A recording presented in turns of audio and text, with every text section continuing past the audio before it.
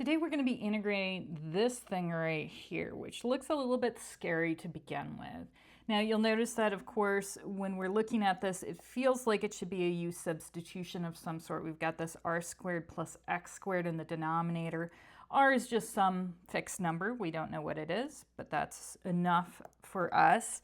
So let's see what happens. Let's say we take u is equal to r squared plus x squared.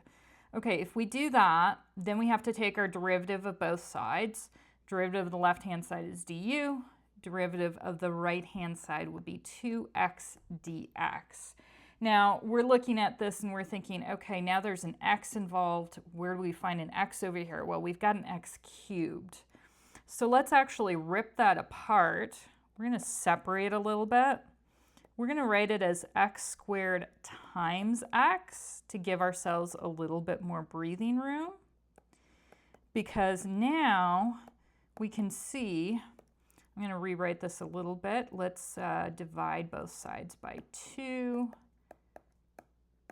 And now you'll see, okay, we've got our x dx and we've got our x dx. So we can do a substitution there without any trouble.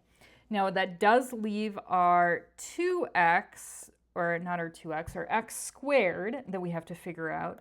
But for that, we have this equation right up here. We can just rewrite it.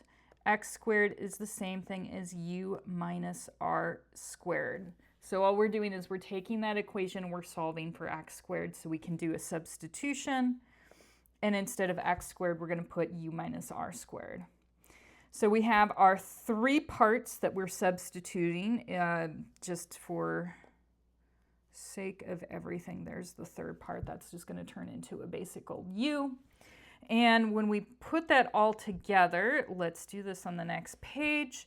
This is going to give us, let's see, on our numerator we had that x squared, which turned into u minus r squared. We had the x on the numerator, which turned into a 1/2 du. And on our denominator, we had the square root of r squared plus x squared, which turns into a square root of u. All right, this looks a lot better. This is something we can manage and work with. Let's start pulling this apart. Let's start off with this 1/2 constants. Let's rip out to the front. So we got 1/2 u minus r squared, and we're going to put that du on the back side. That u here, right here in the denominator, let's bring that up to the numerator. And just as a reminder, u to the square root, we usually like to rewrite that as u to the 1/2, because that's just going to be easier to work with when we take our derivatives or antiderivatives.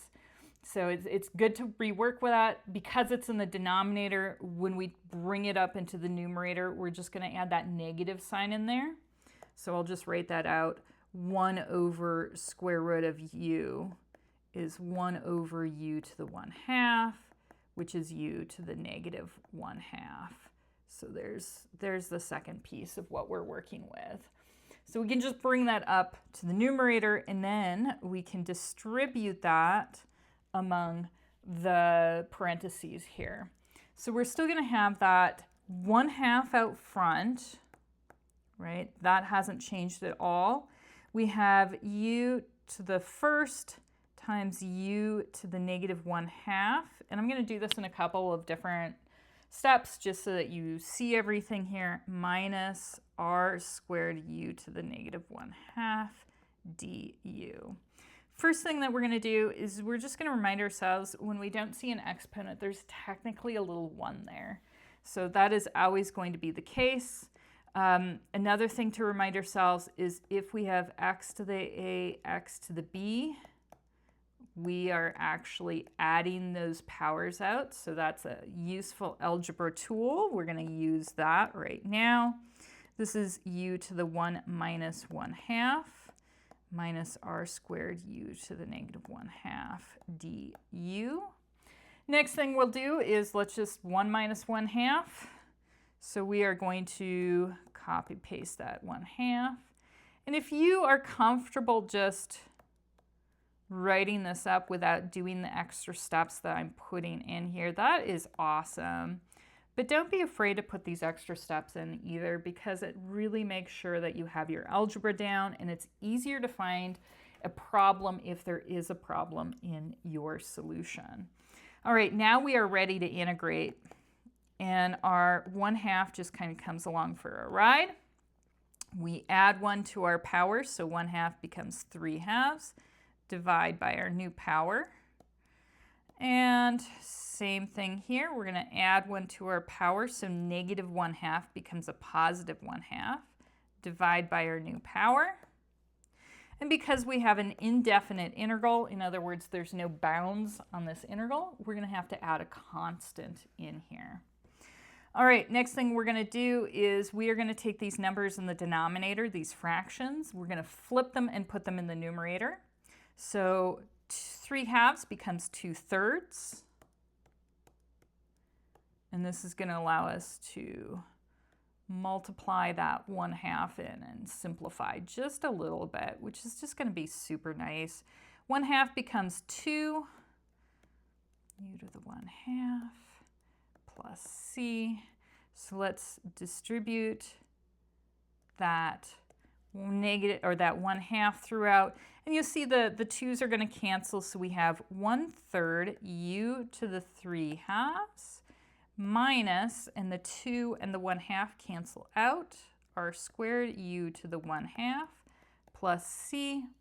One last thing that we have to do, we have to remember that we started this with x's, and so we have to end with the same variables that we started with.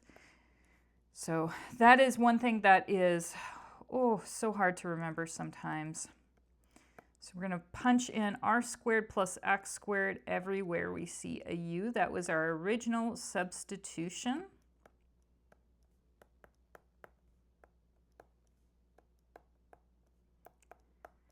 And there is our nice solution to that problem. Thank you for listening.